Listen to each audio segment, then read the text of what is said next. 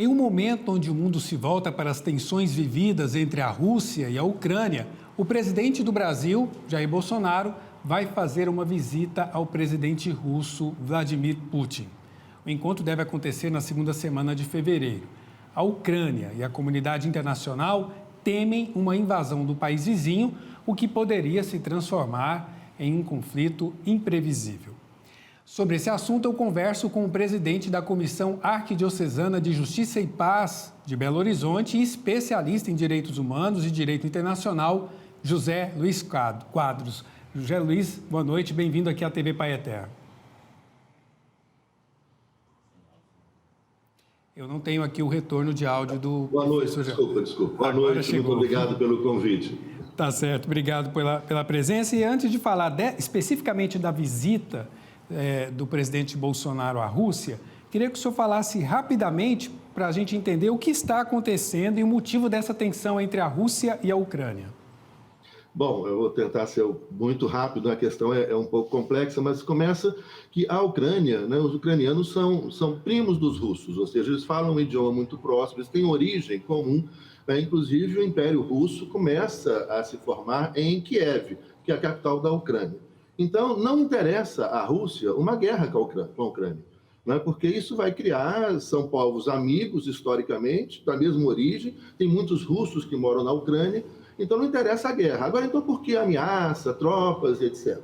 Porque desde o fim da União Soviética, a Rússia tinha uma região assim, de proteção, que eram aqueles estados federados que integravam a União Soviética, como a própria Ucrânia, a Bielorrússia, etc., que tinha uma faixa de terra que protegia a Rússia, e depois tinha os estados socialistas ali, Bulgária, Hungria, Tchecoslováquia, Polônia, que também eram pró-russos. E com o fim da União Soviética, esses estados foram sendo cooptados pela OTAN, pela Organização dos Tratados do Atlântico Norte, que são pró-Estados Unidos. A OTAN é comandada pelos Estados Unidos. Então, os Estados Unidos foi se aproximando do território russo. E a Rússia, é óbvio, assim como os Estados Unidos e qualquer outra grande potência, não pode permitir isso.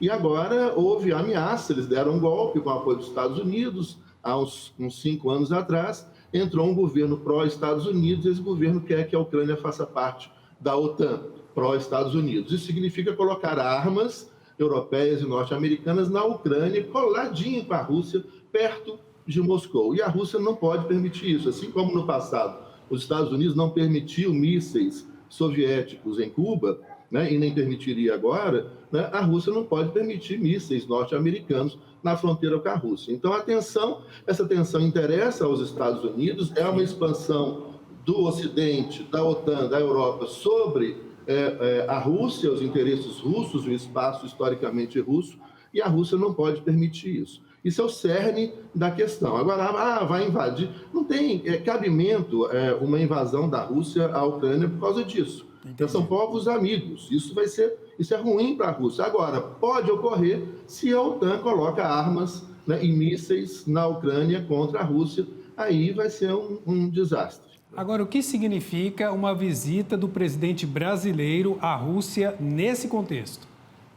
O presidente da Rússia, Vladimir Putin, que é um cara assim, muito bom em relações internacionais, muito bem assessorado, ele falou o que ele está fazendo. Assim como os Estados Unidos vai se aproximando da Rússia, a Rússia e a China vão se aproximando de espaços que historicamente são espaços de influência forte norte-americana.